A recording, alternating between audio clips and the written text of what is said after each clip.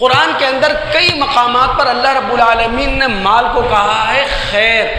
یہ جو خیرات ہم دیا کرتے ہیں یہ معاشی ترقی ہے، یہ معاشرتی تنظیم ہے.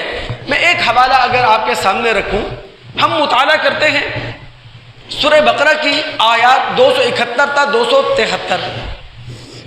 رب العالمین فرما رہے ہیں کہ بھائی اگر تم اعلانیہ طور پر صدقات دو تو یہ بھی بہتر ہے، لیکن اگر خاموش انداز میں ضرورت مندوں کی ضرورت پوری کر دو تو یہ زیادہ بہتر ہے.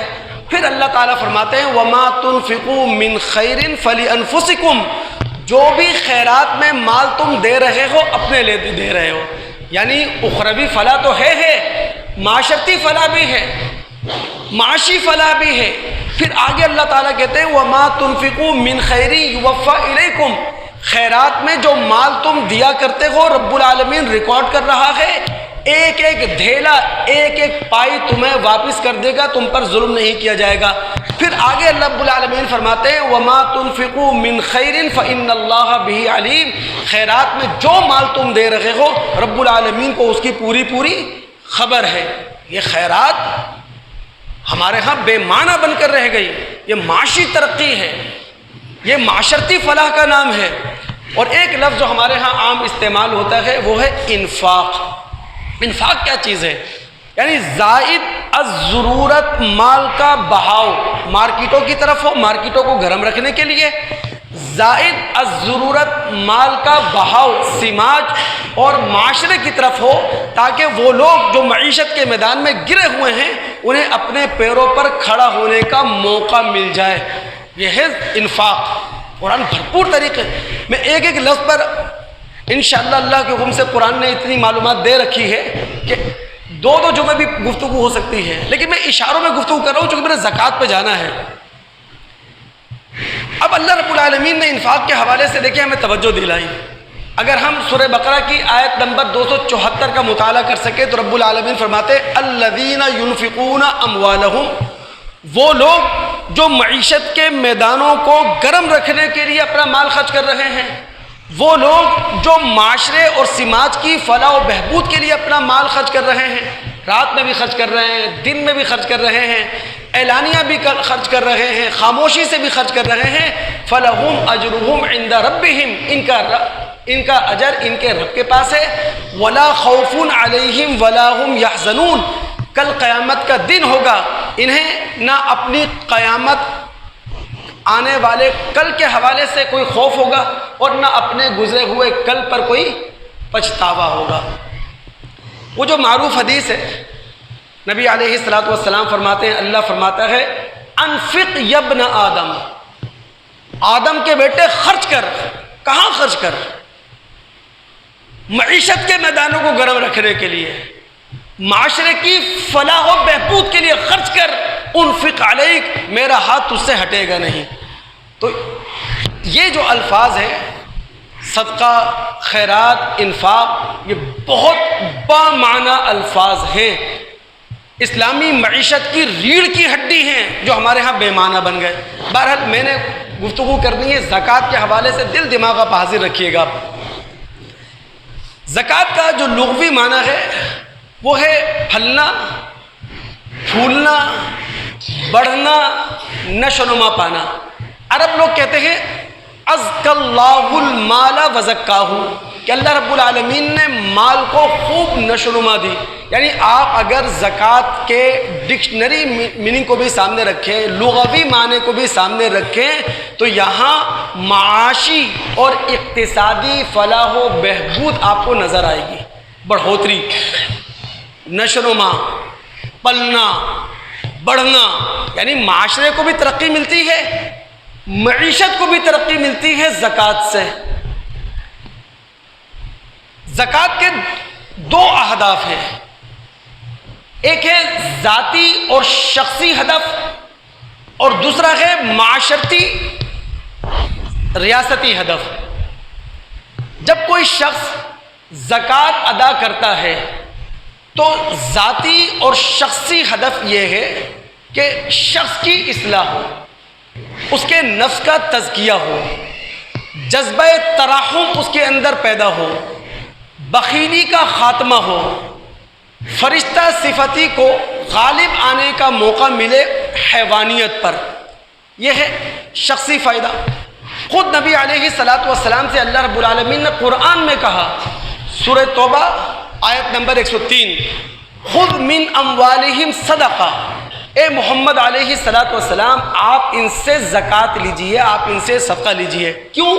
تطہرہم وتزکیہم بہا، تاکہ آپ ان کے نفوس کی اصلاح کر سکیں، تاکہ آپ ان کے نفوس کا تزکیہ کر سکیں، یا یہ مال ان کے نفوس کا تزکیہ کر سکے، ان کے نفوس کی اصلاح کر سکے، ان کے اندر کو روشن کر سکے، ان کو بلند ہمت بنا سکے، ان کو فیاض بنا سکے، ان کو سخی دل بنا سکے۔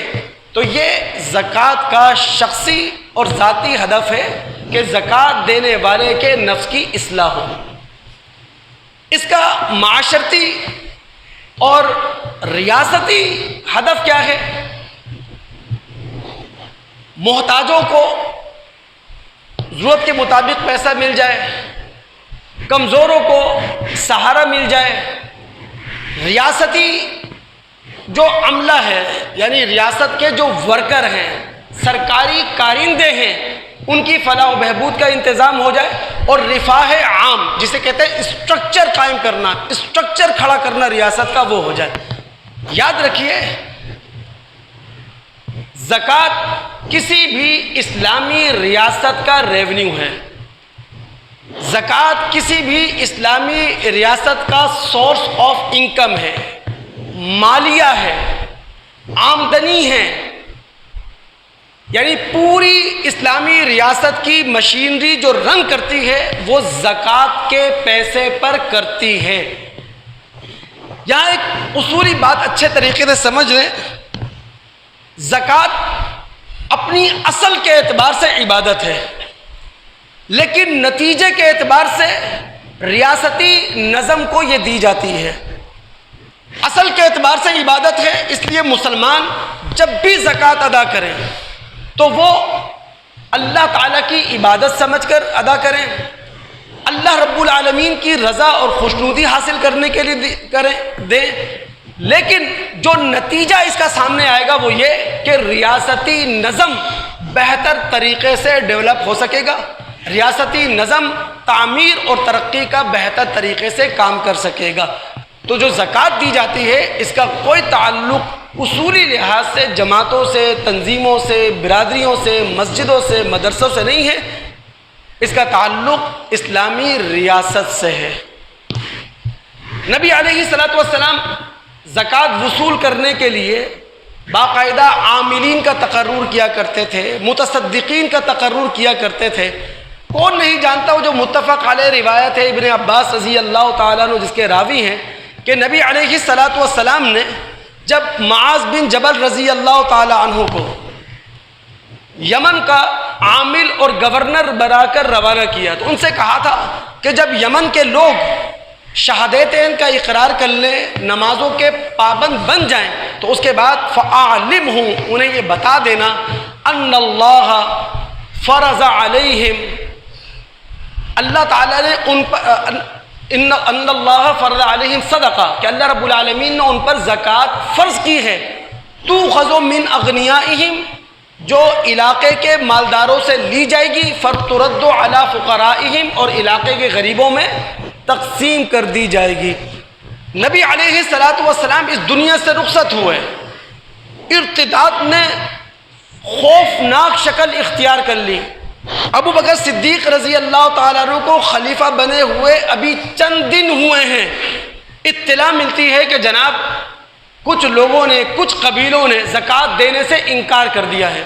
جو الفاظ انہوں نے کہے تھے نا وہ فرض کی حیثیت سے نہیں کہے تھے، فرد کی حیثیت نہیں، وہ انہوں نے ریاستی سطح پر کہے تھے، حاکم وقت کی حیثیت سے کہے تھے۔ انہوں نے کہا تھا واللہ لأقاتلن من فرق بین الصلاۃ والزکوٰۃ، اللہ کی قسم میں لڑوں گا ایسے لوگوں سے جو نماز اور زکوٰۃ کے درمیان فرق کر دیں گے۔ فإن الزکوٰۃ حق المال، زکوٰۃ مال کا حق ہے۔